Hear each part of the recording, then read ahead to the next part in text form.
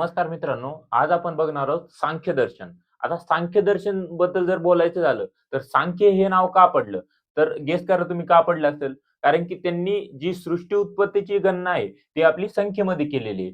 तर सृष्टी उत्पत्तीची गणना संख्येमध्ये केल्यामुळे त्याला आपण सांख्य दर्शन असे नाव पडलेले आहे. आपण त्याचं पर्याय नाव याला आहे का? सांख्य दर्शनाला नाही. त्याचे जनक कोण आहे? कपिल मुनी आणि त्याचे वाद कोणते? सत्कार्यवाद आणि परिणामवाद. हे आपण मागच्या व्हिडिओमध्ये त्या टेबलमध्ये बघितलेलं आहे. एवढं तर आपल्याला त्याबद्दल कळालंय.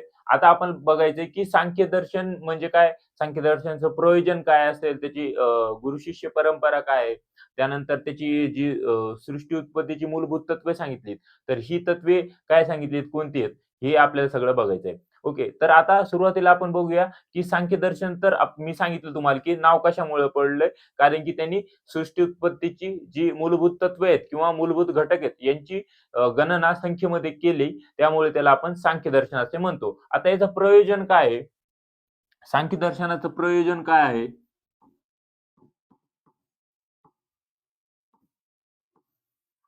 सांख्य दर्शनाचं प्रयोजन. आता सांख्य दर्शनाचं प्रयोजन असं सांगितलं त्यांनी, की तत आणि त्व. आता तत कशाला म्हणतो आपण? तत म्हणजे काय असते? ब्रह्म आणि त्व म्हणजे काय? तर जीव. हे ब्रह्म काय आहे? कारण आणि जीव काय आहे? कार्य. म्हणजे कारणापासून काय झालेली? कार्याची उत्पत्ती झालेली आहे. कारणापासून काय झालेली? कार्याची उत्पत्ती झालेली. तर म्हणजे ब्रह्मापासून जीवाची उत्पत्ती झालेली आहे. आपण असं मानतो की ब्रह्माने सगळी सृष्टी उत्पत्ती केलेली आहे. त्यामुळे ब्रह्म जे आहे, तर तो काय ते काय कारण आहे आणि कार्य काय झालं? आपला जीव. म्हणजे ब्रह्मापासून जीवाची उत्पत्ती झालेली आहे. तर हे काय आहे? हे कार्य आणि कार्य म्हणजे हे त्याचं प्रयोजन आहे. प्रयोजन काय सांगितलंय त्यांनी? तत आणि त्व म्हणजे जे ब्रह्म आणि जीव हे वेगळे नसून ते एकच आहेत. हे काय येतं 2 गोष्टी वेगळ्या नाहीत, तर त्या एकच आहेत. तर हे न समजल्यामुळे लोकांना त्रिविध दुःख भोगावे लागतात आणि ह्या दुःखाची सुटका करण्याकरिता आपल्याला सांख्यदर्शन दिलेलं आहे किंवा सांख्यदर्शनाचं प्रयोजन आहे. म्हणजे या दुःखापासून आपल्याला सुटका पाहिजे असेल, तर आपल्याला काय वाचायचंय? सांख्यदर्शन वाचायचं. सांख्यदर्शन समजून घ्यायचंय. ही दुःख कोणती आहेत? तर जीव आणि ब्रह्म हे 2 काय आहेत? वेगळ्या गोष्टी नाहीत. ह्या एकच गोष्टी आहेत आणि ह्या गोष्टी आपल्या वेगळ्या आपण जर वेगवेगळ्या मानल्या ह्या गोष्टी, तर आपल्याला त्रिविध दुःख भोगावी लागतील आणि ही दुःखाचा नाश करण्याकरिता आपल्याला सांख्यदर्शन सांगितले. ओके. थोडक्यात समजलं तुम्हाला? सांख्यदर्शन म्हणजे काय? जीव आणि ब्रह्म हे 2 वेगळे नसून ते एकच आहे आणि हे न समजल्यामुळे मनुष्यांना त्रिविध दुःख भोगावे लागतात आणि या दुःखाच्या सुटकेकरिताच आपल्याला सांख्यदर्शन वाचायचंय किंवा सांख्यदर्शनाचा अभ्यास करायचा आहे. आता ही त्रिविध दुःखे कोणती आहेत? तर ही त्रिविध दुःखे म्हणजे आधिभौतिक, अधिदैविक, आध्यात्मिक.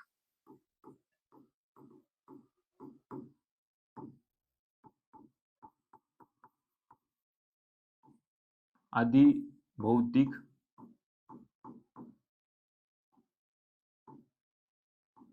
अधिदैविक,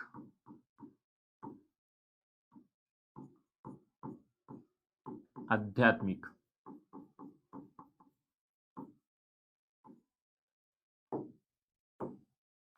आता अधिभौतिक म्हणजे काय?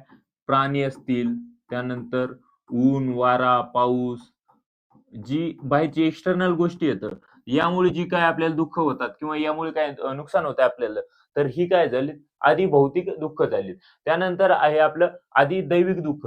अधिदैविक दुःख म्हणजे काय? आपले जे भूत असतील, यक्ष असतील, पिशाच असतील, तर यांच्यामुळे जे आपल्याला दुःख होतात, तर यांच्यामुळे जी दुःख होतात, तर ही दुःख कशामध्ये येतात? अधिदैविक. आता आध्यात्मिक दुःख म्हणजे काय? तर जे आपले त्रिदोष आहेत. त्रिदोषांनी आपल्याला कोणते दुःख होतात? शारीरिक दुःख होतात. आणि रज असेल, तम असेल, ही या गुणांची जर वृद्धी झाली असेल, तर मानसिक रोग होतात. तर ही जी काय शारीरिक आणि मानसिक पीडा किंवा शारीरिक आणि मानसिक रोग म्हणू शकतो आपण याला. तर ही जी दुःख आहेत, तर याच्यामुळे होणारे दुःख म्हणजे आध्यात्मिक दुःख. तर अधिदैविक म्हणजे काय? तर यश, पिशाच, राक्षस, भूत वगैरे यांच्यामुळे जी दुःख होतात. अधिभौतिक. अधिभौतिक दुःख म्हणजे जे एक्सटर्नल गोष्टी आहेत. प्राणी असतील, पशु असतील, त्यानंतर ऊन, वारा, पाऊस असतील. आता मित्रांनो, आपण एक बघितलं 2019-20 मध्ये आपण बघितलं कोव्हिड-19 बघितलं.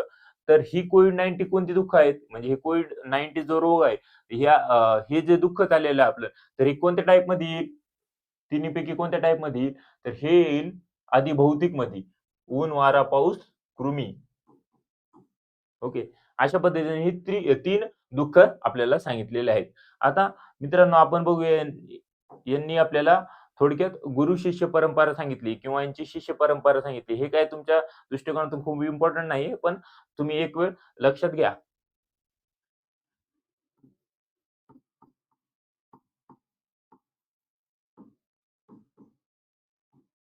कपिल मुनी. कपिल मुनी काय आहेत? निर्माता आहेत. जे मेन आपले सांख्यदर्शन ज्यांनी सांगितलेले आहेत, तर हे कोण आहेत?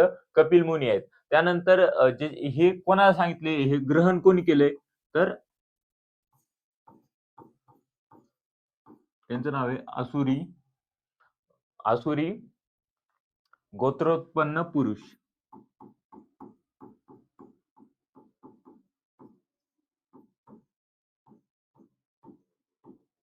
हे कोण आहेत? तर सांख्य दर्शनाचे ग्रहण करतायत. ओके. सांख्यदर्शन कोणी सांगितले? कपिल मुनी. त्यानंतर त्याचे ग्रहणकर्ता कोण येतं? आसुरी गोत्रोत्पन्न पुरुष. त्यानंतर याचे प्रसारक कोण येतं? तर प्रसारक येतं पंचशीख. यांनी काय केलंय? प्रसार केला याचा. त्यामुळे यांना काय म्हणतो आपण? प्रसारक म्हणतो. आता यांनी प्रसार केला. आता जे सांख्यकारिका आपण म्हणतो किंवा सांख्यदर्शन म्हणतो, जे वाचतो, तर ते जे वाचतो ते सांख्यकारिका 1 आणि सांख्यकारिका 2 मधून वाचतो. त्यामध्ये आचार्य गौडपाद असतील आणि आचार्य ईश्वर कृष्ण असतील.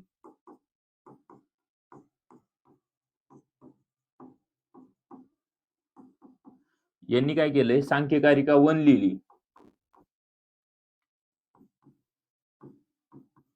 यांनी सांख्यकारिका 1 सांगितली आणि यांनी काय सांगितलं? सांख्यकारिका 2.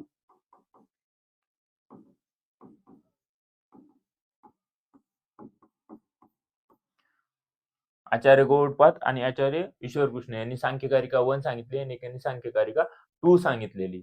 आता यांची जे टीका आहेत, सांख्यतत्व कौमुदी,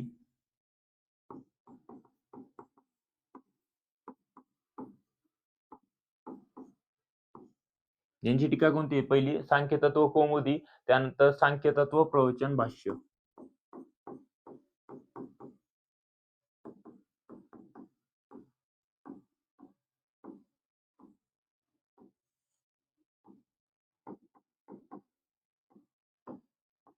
आता सांख्यतत्व कौमुदी ही टीका कोणी लिहिली? तर सांख्यतत्व कौमुदी ही टीका लिहिली वाचस्पती मिश्र.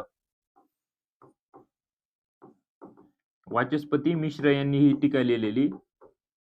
कोणती? सांख्यतत्व कौमुदी. आणि सांख्यतत्व प्रवचन भाष्य हे लिहिलंय विज्ञान भिक्षू यांनी.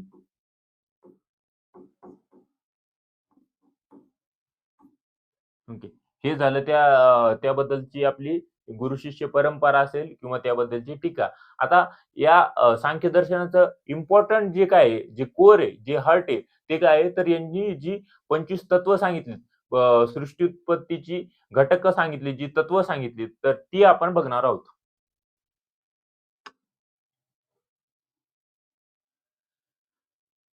आता यांनी टोटल 25 तत्व सांगितलेली आहेत सृष्टी उत्पत्तीची.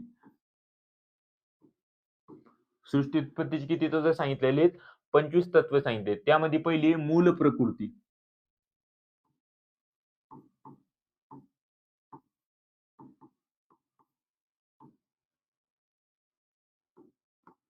त्यामध्ये एक आहे मूल प्रकृती, एक आहे ती म्हणजे प्रकृती नुसती. त्यानंतर आहे प्रकृती विकृती.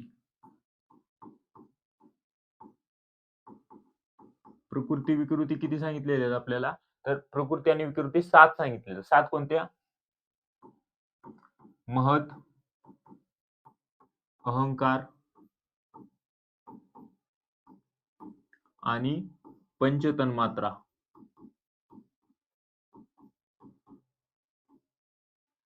हे आपल्याला 7 एवढ्या प्रकृती विकृती सांगितल्या आहेत. आता विकार किती सांगितले आहेत? तर 16 विकार सांगितलेत. म्हणजे 16 विकार सांगितलेले आहेत. एम-सी-क्यू साठी विचारलं जाऊ शकतं, विकार किती सांगितले? तर विकार आहेत आपल्या 16 विकार सांगितले. आता 16 विकार कोणते? तर जे 11 आहेत, 11 इंद्रिय सांगितलेत आणि 5 महाभूत. महाभूत तर आपल्याला माहिती आहेत, आकाश, वायू, तेज, आप आणि पृथ्वी. इंद्रिय कोणते? तर पंच ज्ञानेंद्रिय, त्यानंतर पंच कर्मेंद्रिय आणि एक उभयात्मक मन. एकूण किती झाली? 11 एवढी झाली. त्यानंतर आता लास्टचा मुद्दा आहे न प्रकृती न विकृती.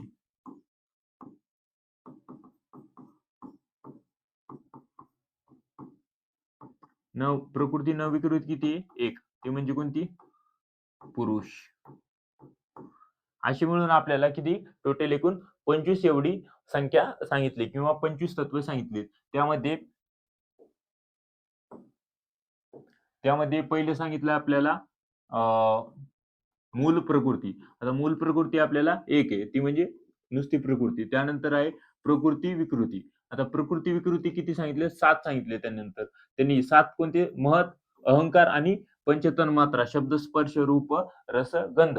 शब्द, स्पर्श, रूप, रस, गंध हे जे पंचतन्मात्रा प्लस महत प्लस अहंकार असे म्हणून 7. त्यानंतर विकार.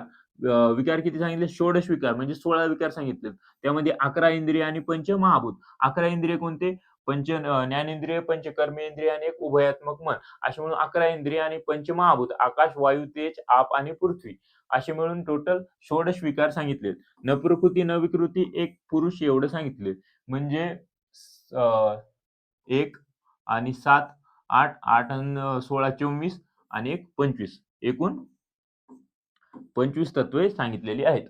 आता ही झाली त्यांची तत्वे. आता याची विभागणी कशी केलेली तर ते आपण बघूया. याचे चार्ट बघूया.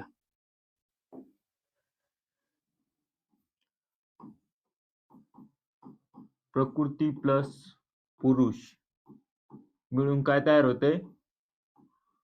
महत. महत पासून अहंकार. अहंकाराची परत 3.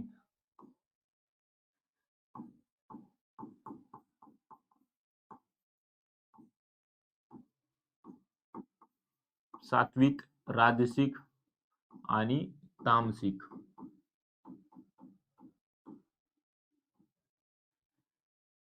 सात्विक आणि राजसिक मिळून काय तयार होते? तर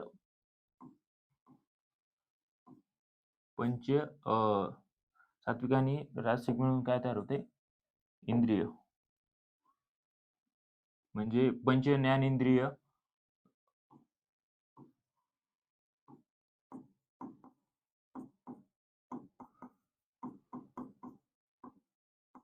पंच कर्मेंद्रिय आणि मन. नंतर आता तामसिक पासून काय तयार होते? तर तामसिक पासून पंचतन्मात्रा म्हणजे शब्द, स्पर्श, रूप, रस, गंध. शब्द, स्पर्श, रूप, रस आणि गंध. यापासून शब्दापासून आकाश, भूत, स्पर्श, वायू, रूप, तेज, रस, आप आणि पृथ्वी. अशा पद्धतीने यांची विभागणी केलेली आहे. ओके. सात्विक आणि राजसिक मिळून पंचज्ञानेंद्रिय, पंचकर्मेंद्रिय आणि मन. तामसिक मधून शब्द, स्पर्श, रूप, रस, गंध, पंचतन्मात्रा आणि आकाश, वायू, तेज, आप, पृथ्वी. अशा पद्धतीने यांनी त्या ठिकाणी विभागणी केलेली आहे. आता मित्रांनो यानंतर आपण काय पाहणार आहोत? ही झाली त्याचा टेबल. हा टेबल खूप इम्पॉर्टंट आहे. हा टेबल सगळ्यांनी लक्षात ठेवायचा आहे आणि हा टेबल परीक्षेमध्ये तुम्हाला लिहायचा आहे. एलक्यू जर आला तर या ठिकाणी सांख्य दर्शनावर चान्स आहेत एलक्यू यायचे. आणि दुसरं म्हणजे अष्टांग योग. तर हे 2 टॉपिक आपल्याला मस्ट टू नो साठी येतात आणि म्हणजे मस्ट टू नो साठी तर आहेतच आणि हे आपल्याला परफेक्टच करायचे आहेत. ओके. तर हे झालं त्याबद्दल. त्यानंतर आता आपण त्यामध्ये कोणते वाद सांगितले ते तर बघितले सुरुवातीला. पण परत एकदा सांगतो. वाद कोणते सांगितले? सत्कार्यवाद आणि परिणामवाद. आता मित्रांनो, यांनी प्रमाण किती सांख्यदर्शनांनी 3 प्रमाणांचा स्वीकार केलाय. 3 प्रमाण कोणते? शब्द प्रमाण, त्यानंतर अर्थोपदेश प्रमाण, शब्द प्रमाण, प्रत्यक्ष प्रमाण आणि अनुमान. शब्द, प्रत्यक्ष आणि अनुमान. या 3 प्रमाणांचा यांनी स्वीकार केलेला आहे. आता हे सांख्य दर्शनाचं आयुर्वेदामध्ये काय महत्व आहे?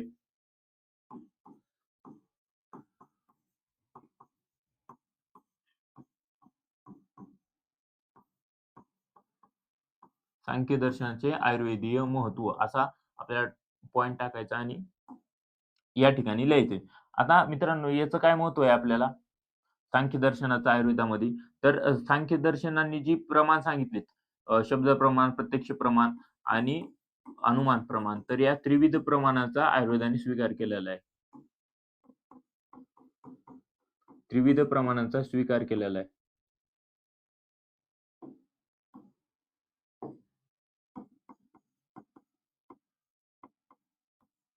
त्यानंतर आहे आपली जी त्यांनी वाद सांगितले, तर ही वाद पण त्यांनी स्वीकार केलेला आहे.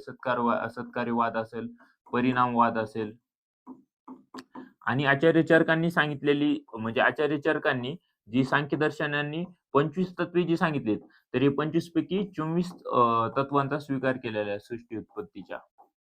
सृष्टी उत्पत्तीची जी 24 तत्वे आहेत, तरी यांचा स्वीकार आचार्य चरकांनी केलेला आहे. ओके. ही 3 पॉइंट आपल्याला त्याच्या महत्व काय आले, तर हे आपल्याला 3 पॉइंट लिहायचे आहेत. अशा पद्धतीने आपण हा टॉपिक बघितलेला आहे. तर या टॉपिक जर आता सांख्यदर्शन म्हणून आलं, तर ते स्पेसिफिकली देणारच तुम्हाला. सांख्यदर्शनचं प्रयोजन काय आहे ते लिहा. त्यानंतर जी दुःख आहेत, त्रिविध दुःख सांगितली. ही त्रिविध दुःख लिहा कोणती आहेत. त्यानंतर जी गुरु शिष्य परंपरा शक्यतो विचारणार नाहीत. एम साठी एखाद्या वेळेला आलं तरी येऊ शकतं. पण त्यानंतर त्यांची जी सृष्टी उत्पत्तीचा क्रम आहे, विकास क्रम आहे, तर हा विकासक्रम इम्पॉर्टंट आहे. मी जे पाठीमागे आता जी डायग्राम काढली होती, म्हणजेच जे फ्लो चार्ट काढला होता, हा फ्लो चार्ट खूप इम्पॉर्टंट आहे. हा फ्लो चार्ट आपल्याला बघून घ्यायचा एक वेळ आणि जे नोट्समध्ये दिलंय ते सगळं वाचून घ्यायचं. ओके. अशा पद्धतीने आपलं सांख्य दर्शन या ठिकाणी संपलेलं आहे. त्यानंतर आता आपण नेक्स्ट बघूया योग दर्शन आपण या ठिकाणी पाहणार आहोत. ओके. Thank you.